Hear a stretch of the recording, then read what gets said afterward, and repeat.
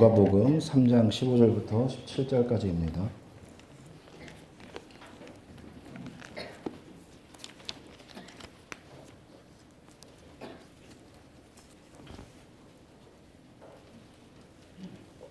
누가복음 3장 15절부터 17절까지 우리가 한 목소리로 읽도록 하겠습니다. 다 찾았으면 읽겠습니다. 백성들이 바라고 기다림으로 모든 사람들이 요한을 혹 그리스도신가 심중에 생각하니 요한이 모든 사람에게 대답하여 이르되 나는 물로 너희에게 세를 베풀거니와 네가 오시나니 나는 그의 신발끈을 풀기도 감당하지 못하겠노라. 손에 키를 들고 자기의 타작마당을 정하게 하사 알곡은 모아 곡간에 들이고 쭉정이는 꺼지지 않는 불에 데우시리라. 아멘. 오늘 자리가 여러분들 좀 낯설지 않으십니까? 그죠? 오늘 지금 중보 기도 학교로 인해서 오늘 이렇게 자리가 되어 있습니다. 이왕 이렇게 된 거 우리 한 테이블에 있는 앞에 있는 분들, 옆에 있는 분들 우리 함께 인사하도록 하겠습니다. 환영합니다. 너무나도 네, 반갑습니다. 다시 한 번 더 하겠습니다. 당신의 얼굴이 오늘따라 더 유난히 아름답군요. 우리 한번 인사해 주시기 바랍니다. 네. 옆에 있는 분들, 앞에 있는 분들이 얼굴이 너무 아름다워도 잠시만 여러분의 얼굴을 저에게 빌려주시기 바랍니다. 네. 제가 오늘 사실 제 목소리가 많이 안 좋습니다. 저도 감기 걸린 것도 있지만 저희 아들 두 놈이 밤새 39.5도를 왔다 갔다 하면서 감기가 걸려서 참 오늘 일부 설교가 있음에도 불구하고 도저히 잠이 중간에 안 오더라고요. 제가 새벽에 참 많은 것을 깨달았습니다. 그래서 하나님께서 때로는 우리가 힘들고 어려움 가운데 이처럼 이제 인간의 아버지도 정말 무슨 일이 있어도 오히려 자녀를 위해서 잠도 못 자고 설치는데 하나님은 얼마나 더 우리를 위해서 마음 아파하시고 기도하겠습니까? 혹시 이 시간 여러분에게 어려움과 막힌 여러 가지 문제로 오신 분들이 있다면 정말 우리 지난주에 배 목사님이 말씀하신 것처럼 아버지 이름을 부르실 때 하나님께서 여러분의 삶 가운데 어루만져 주시는 그 손길이 여러분들을 치유하시고 고쳐주실 것을 믿습니다. 그 하나님을 의지하시는 여러분들이 되시기를 바랍니다. 오늘은 여러분과 함께 대나무에 대한 이야기를 함께 나눠보고자 합니다. 제가 시골에서 목회를 하면서 가장 좋았던 저의 비밀의 정원이 있습니다. 그 비밀의 정원을 가기 위해서는 대나무 밭을 지나갔는데 그 대나무를 보면서 늘 마음속에 묵상하던 것을 여러분들과 함께 나누고자 합니다.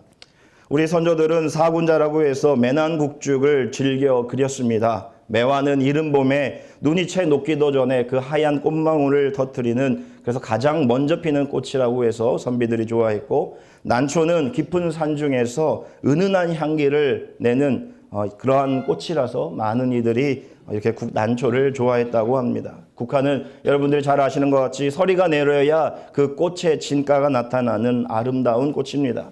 그리고 마지막 대나무는 모든 식물들이 잎이 다 떨어지는 추운 겨울에도 자신의 푸르름을 지키고 싱싱하게 잎을 간직하고 있는 나무입니다. 그래서 우리 선조들은 언제나 자신의 기상과 자신의 인내와 그리고 절개를 나타내기 위해서 이렇게 사군자들을 그리거나 좋아했다고 합니다.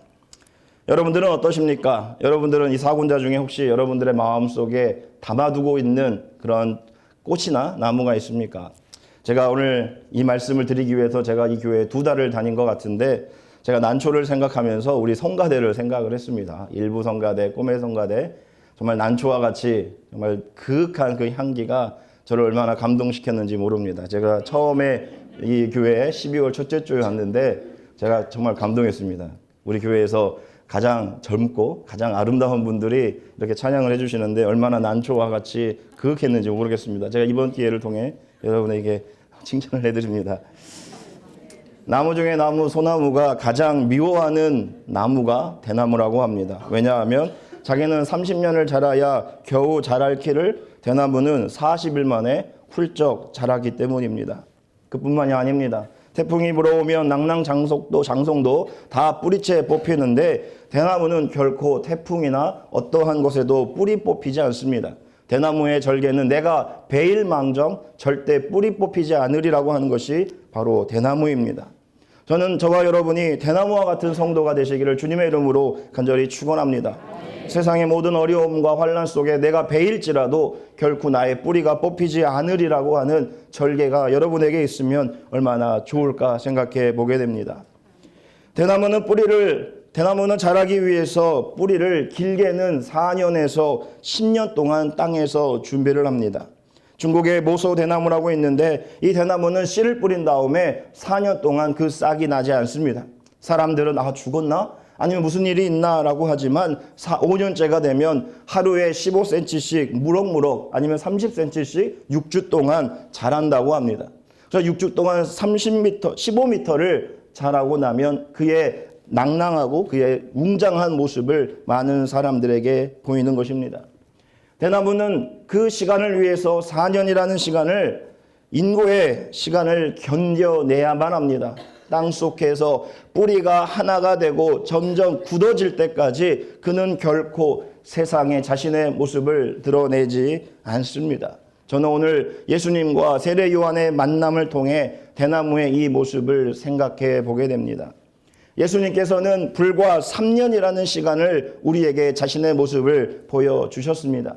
많은 사람들은 3년이 아니라 그보다 더 짧을 수 있다라고 말을 합니다. 어찌되었건 간에 예수님께서 우리에게 자신의 모습을 드러낸 것은 잠시뿐입니다. 그런데 예수님께서 이 세상을 살아가시면서 그 잠시의 시간을 위해서 30년이라는 시간을 기다리시고 또 기다려야만 했습니다. 여러분 어떻습니까?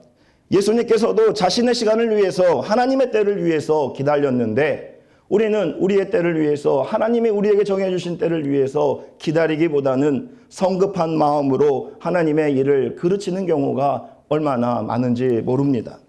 누가복음 6장 12절부터 13절까지 이렇게 기록되어 있습니다. 이때 예수께서 기도하시러 산에 가사 밤이 새도록 하나님께 기도하시고 밝음에 제자들을 부르사 그 중에 12를 택하여 사도라 칭하셨다라고 말을 하고 있습니다. 오늘의 본문의 배경은 이렇습니다. 예수님께서 안식일의 문제로 인해서 가는 곳마다 시비가 붙습니다. 바리새인들과 서기관들이 계속해서 예수님에게 시비를 겁니다. 성경에는 점잖게 나오지만 어찌 점잖게 예수님에게 말했습니까? 말을 했겠습니까? 아마도 많은 사람들이 너 그렇게 하지 말아라, 너 가만두지 않는다, 협박 아닌 협박들을 들었을 것입니다. 그때 예수님께서 했던 일이 있습니다. 그가 늘 해오던 것처럼 다시 밤에 산으로 올라갑니다. 그리고 기도합니다. 저는 예수님의 사역을 보면서 한 가지를 깨닫게 됩니다. 예수님은 어두운 시간에는 하나님과 만나는 시간으로 사용을 했습니다. 그리고 밝았을 때 하나님을 만나는 그 힘으로 그는 사역을 했고 제자들을 만났고 그리고 선교를 감당했음을 볼 수 있습니다. 여러분들에게 어둠이 있습니까? 아니면 여러분들에게 여러 가지의 상처와 환난이 있으십니까? 그때가 바로 하나님을 만날 때입니다. 여러분이 어려울 때 예수님과 같이 그 하나님을 부르시기 바랍니다. 그럴 때 아바 아버지께서 여러분의 그 기도를 들으시고 여러분에게 사역을 감당할 힘을 주실 것입니다. 사역은 내가 하는 것이 아니라 하나님의 때에 하나님의 뜻으로 하는 것입니다. 내 뜻이 앞서려고 할 때 예수님의 이 삶을 기억하시기 바랍니다. 3년의 꽃을 피기 위해 30년을 기다리신 것이 바로 예수님입니다. 우리는 과연 얼마나 기다리며 얼마나 그 꽃을 위해서 준비하고 있는지 여러분의 삶에 한번 물어보시기를 주님의 이름으로 간절히 축원합니다. 두 번째로 우리가 대나무를 통해서 배울 수 있는 영적인 원리가 있습니다. 죄송합니다. 물 한 잔 먹겠습니다.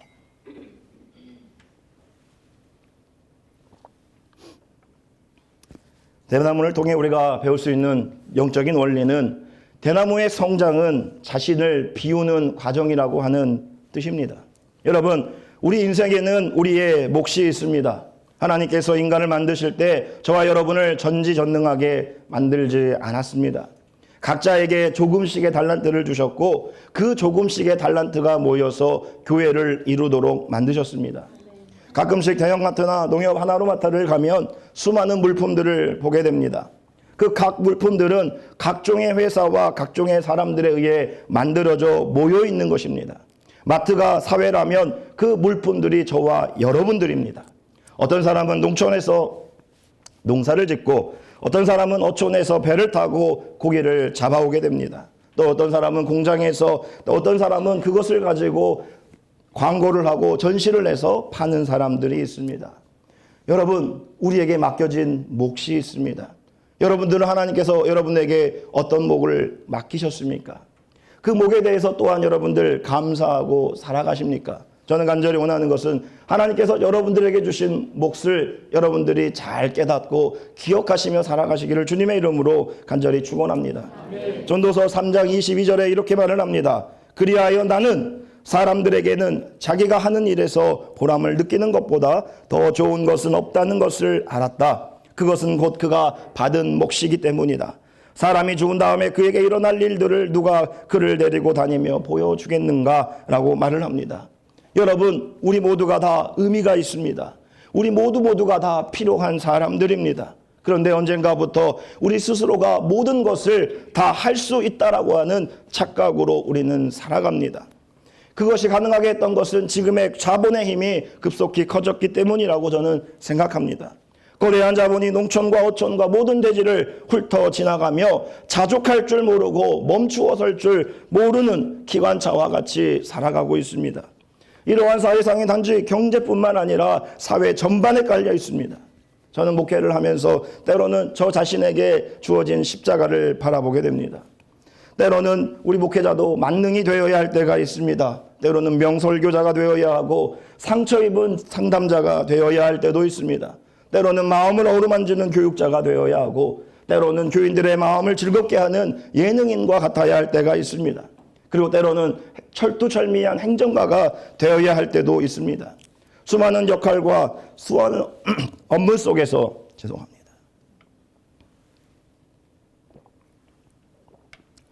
이런 수많은 업무 속에서 내 자신에 대해서 한 번씩 고민해 봅니다.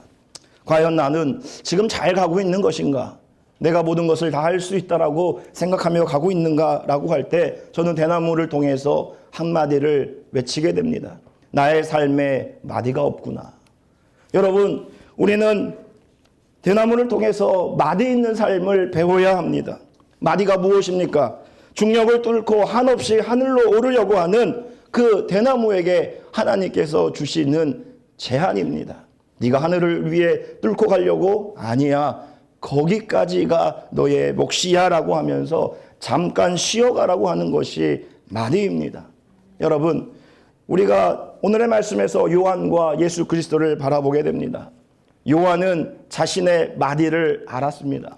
수많은 사람이 요한을 찾아왔습니다. 수많은 사람이 요한을 마치 예수 그리스도와 같이 이 땅에 오신 메시아로 착각했을 때 요한은 자신의 몫이 어디까지인지를 알았던 사람입니다. 충분히 자신이 그 많은 사람들을 데리고 새로운 종교를 만들 수 있고 또한 종교의 지도자가 될 수 있지만 그는 언제나 광야의 외로운 자가 되어서 앞으로 오실 예수 그리스도를 전파하는 자였다라고 하는 사실을 기억하시기 바랍니다. 세례 요한은 결코 자신이 달이 되려고 하지 않았습니다. 그는 달을 가르치는 손가락이 되었습니다. 수많은 사람이 달을 보려고 할 때 내 손을 보지 마시고 내 손이 가르치고 있는 저 달을 보라고 가르치는 그런 사람이 몫이 바로 세례 요한이었습니다. 그런데 여러분, 우리는 어떻습니까? 우리는 하나님을 전파한다고 하면서 과연 우리가 예수 그리스도와 하나님의 놀라우신 은혜만을 드러내고 있습니까? 아니면 우리 자신을 드러내고 살아가고 있습니까? 여러분, 빌레도에서 바울이 이제 에베소에서 예루살렘으로 갈 때 이렇게 말을 합니다. 너희들이 사나운 이리가 와서 너희들을 힘들게 할 수도 있다. 그리고 나서 뭐라고 말을 하냐면 너희들이 자기를 따르는 제자들을 만들 수 있다라고 말을 합니다. 정말 우리는 외부에서 우리가 이단과 여러 가지 우리를 힘들게 하는 것들이 우리를 쓰러뜨린다라고 생각하지만 사도 바울은 그렇게 생각하지 않았습니다. 오히려 외부의 어려움은 우리를 강하게 만듭니다. 그러나 교회의 가장 문제는 자기 자신의 이름과 자신의 몫을 드러내는 데 있다라고 하는 사실입니다. 세례 요한이 자신의 모든 것을 드러냈다면 과연 예수님이 이 땅 가운데 정해질 수 있었겠습니까? 그는 자신의 몫을 알았습니다. 요한이라고 하는 이름 대신에 하나님 아버지의 영광을 드러냈고 자기 자신은 낮아지고 오로지 예수 그리스도만을 전파했다라고 하는 사실을 기억하시기를 주님의 이름으로 간절히 축원합니다. 여러분, 오늘 이 시간 무엇을 위하여 왔습니까? 여러분들의 공로와 의의를 드러내기 위해 오셨습니까? 아니면 나를 통해 역사하시는 하나님을 전파하기 위해 이 자리에 오셨습니까? 여러분, 우리의 신앙은 하나님을 믿으면 믿을수록 우리의 속을 비워가는 대나무와 같이 자라나야 합니다. 우리의 속이 비워지고 우리의 속이 이제 어느 순간이 되어서 우리를 사용하시는 하나님에 의해서 채워져 가는 것이 저와 여러분의 사역이 되기를 주님의 이름으로 간절히 축원합니다. 하나님께서 마디와 마디를 잘랐을 때 우리에게 때로는 쌀을 넣어서 우리를 통해 밥을 지어서 배가 고픈 자들에게 밥을 나누어 주는 역할을 감당할 수 있습니다. 때로는 목이 마른 사람에게 나의 그릇을 통해서 하나님이 주시는 영원한 물을 가지고 나누어 줄 수 있습니다. 소금이 필요한 곳에 나의 소금을 담아서 하나님의 그 소금의 역할을 감당할 수 있습니다. 그 외에 많은 용도와 필요를 대나무가 정하는 것이 아니라 대나무는 그 속을 비워놓고 그곳을 채우는 주인의 손에 따라 살아가는 것이 대나무입니다. 여러분, 저와 여러분의 몫이 있습니다. 그것은 하나님을 위해서 여러분과 우리의 삶을 비우는 것입니다. 우리가 나의 의의와 나의 이름을 드러내고자 할 때 여러분, 대나무를 생각하시기 바랍니다. 그들은 하늘을 높이 하나님을 향하여 나아가지만 자신의 잠깐의 목만을 감당할 뿐입니다. 그런데 그 목조차도 나 자신을 비우고 오로지 주인 되시는 분들에 의해서 살아가는 것이 대나무입니다. 여러분, 결론을 맺겠습니다. 고산 윤석주 선생님의 559편에 이런 시가 있습니다. 나무도 아닌 것이 풀도 아닌 것이 곧기는 네 기식이며 속은 어찌 비었는가. 저렇게 사시에 푸르니 그를 좋아하노라 라고 말을 합니다. 대나무는 결코 추운 겨울에도 그 푸른 잎을 떨어뜨리지 않습니다. 여러분, 우리의 인생의 추움 가운데서도 여러분의 잎을 결코 떨어뜨리지 마시기 바랍니다. 우리가 힘들고 어려울 때일수록 우리를 함께 하시는 그 아버지께서 저와 여러분을 도와주실 것입니다. 그것을 믿는 자들이 지금까지 우리의 신앙의 모범이 되었고 우리는 그 길을 따라가고 있습니다. 여러분, 대나무의 몫이 있습니다. 그리고 우리의 몫이 있습니다. 오늘 하루도 그리고 여러분의 인생을 통해서도 오로지 우리의 이름과 우리의 공로가 아니라 하나님의 이름과 하나님만 영광만을 드러내시는 귀한 사역자와 또한 성도님들이 되시기를 주님의 이름으로 간절히 축원합니다. 아멘.